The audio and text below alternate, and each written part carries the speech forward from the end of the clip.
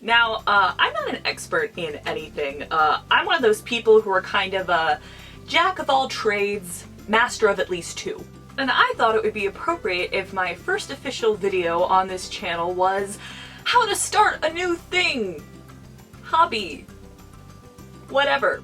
I think it's important to try to start new things, to try to broaden your horizons, and this is currently something that I'm hoping to try to broaden mine, so here we go. Number 1, you are going to panic. Whether it's starting a hobby from scratch or beginning at a new job, if you're anything like me, you're gonna panic a lot.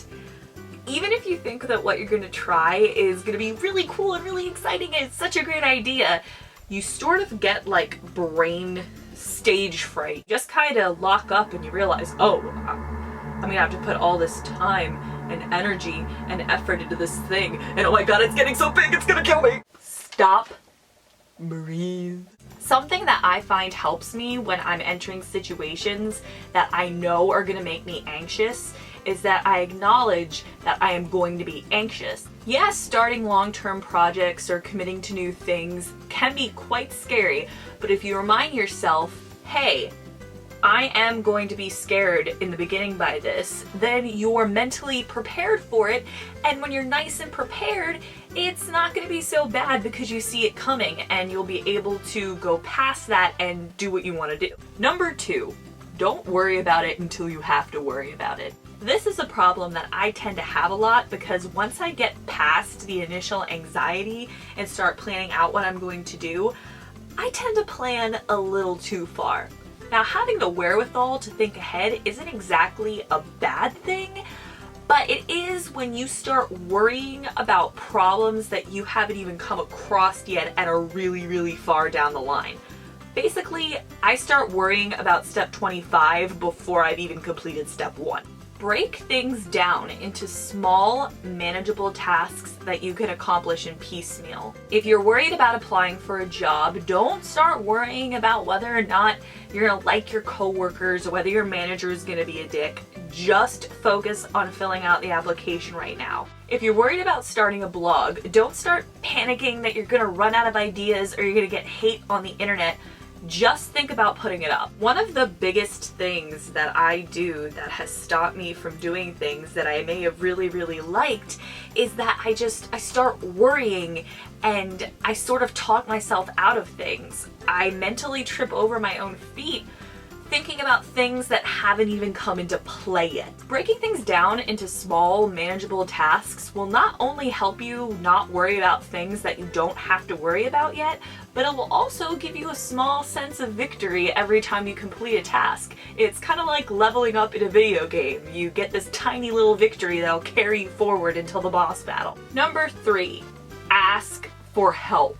I know for a fact that there are those of you watching this video right now that have an idea for something that you want to do, but you don't really know how, or you don't know where to start, but you don't want to ask for help. Now, there are a lot of reasons that you wouldn't want to ask for help. Maybe you're a little embarrassed. Maybe you feel like you're bothering the person that you're going to ask for help. Maybe you're worried that the person you're going to ask may not like your idea. Or maybe you're just really stubborn and determined to do things yourself even though it's really counterproductive. Look, I know that sometimes asking for help can be about as appealing as getting a pap smear, but just like a pap smear, sometimes you just gotta open your legs and do it. If you know someone who is skilled at or who has done the thing that you want to try before, ask them for help.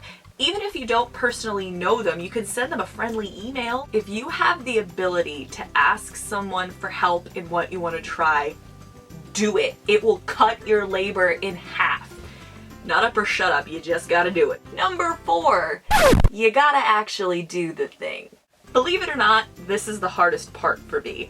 I have a black belt in stalling. I put the pro in procrastination. I am an artist at avoiding responsibilities. I'm serious, it's actually kind of ridiculous. I've spent money, I've left the state like I was jumping bail. It's actually kind of sad. Even if you're nervous, even if you're worried you're going to fail, even if you've never done it before, you have to do the thing. You need to take risks if you want to try anything new. Keep in mind that things get easier the longer you do them. So if you're really confused and frustrated when you first start, keep going and it'll eventually get better. If you don't try something new, you'll never know how good you'll be at it. There are a lot of things that I've thought about doing or wanted to try, but I just get so scared and I basically chicken out and I end up regretting it. But the things that I have tried and have put a lot of effort into, I don't really consider them as a waste of time, even if they didn't always work out like I planned. So try something new and go out and see if you're good at it. And don't try to flee to Canada like I did. I hope you enjoyed this video. I hope I was even a little bit helpful.